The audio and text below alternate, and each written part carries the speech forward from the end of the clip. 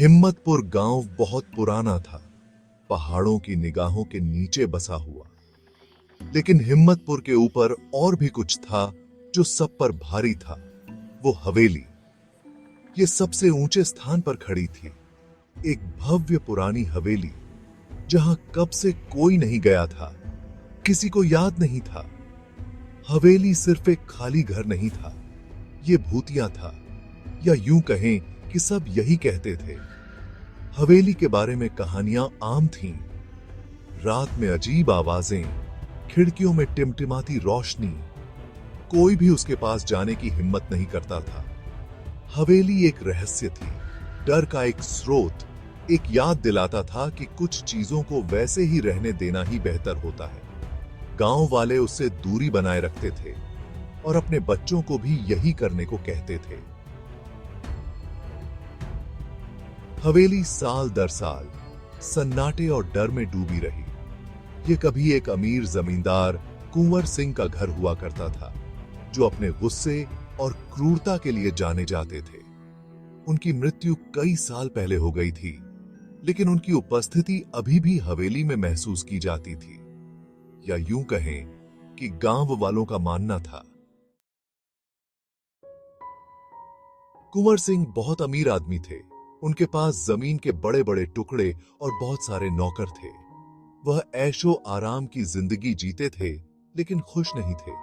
उनकी पत्नी कम उम्र में ही मर गई थी और उनका कोई बच्चा नहीं था। एक दिन गांव में एक फकीर आया। वह कुंवर सिंह के दरवाजे पर आया और भीख मांगी। कुंवर सिंह ने मना कर दिया और उसे भगा दिया। फकीर ने चेतावनी दी कि उसकी क्रूरता ही उसका अंत करेगी। कुंवर सिंह हंसे और नौकरों को फकीर को भगाने का आदेश दिया। फकीर चला गया, लेकिन एक श्राप छोड़ गया।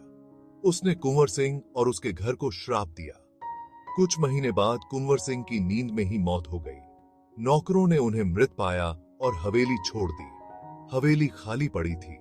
कुंवर सिंह की आत्मा वहां भटकती है।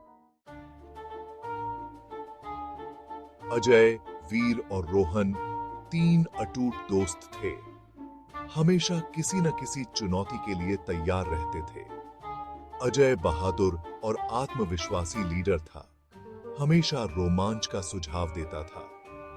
वीर तर्क की सावधान आवाज था, अक्सर अपने दोस्तों को उनके पागलपन भरे विचारों से बाहर निकालने की कोशिश करता था।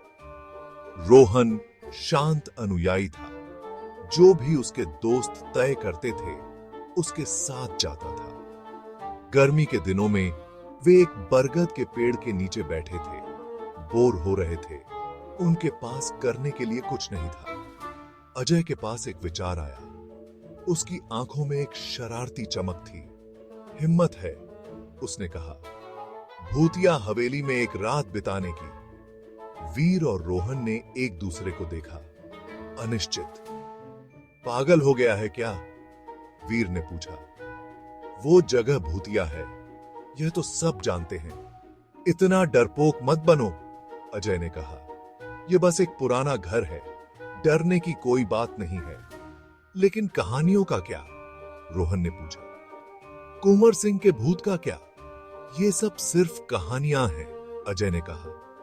भूत जैसी कोई चीज नहीं होती। जैसे ही सूरज डूबने लगा, तीनों दोस्त हवेली के पास पहुंचे। उनके ऊपर बेचैनी छा गई। हवेली उन पर मंडरा रही थी, ढलती रोशनी में और भी विशाल लग रही थी। लोहे के गेट में जंग लगी हुई थी, जैसे उन्हें वापस मुड़ने की चेतावनी दे रही हो। वे मैदान के अंदर दाखिल हुए। हवा और भारी होती गई, जैसे वे किसी दूसरी ही दुनिया में कदम रख रहे हों। मरती हुई रोशनी में हवेली एक साए की तरह थी। इसकी खिड़कियां अंधेरी और खाली थीं। भारी लकड़ी के दरवाजे को धक्का देते ही वह चरमरा गया, जैसे सदियों पुरानी नींद में खलल पड़ गया हो। अंदर हवेली अंधेरी और खामोश थी। हवा में धूल और सड़न की गंध थी। वे सावधानी से मुख्य हॉल में दाखिल हुए। सन्नाटे में उनकी पदचाप गूंज रही थी। तीनों दोस्त हॉल के बीचों बीच खड़े होकर इधर उधर देख रहे थे। उनकी रीढ़ की हड्डी में ठंडक दौड़ रही थी।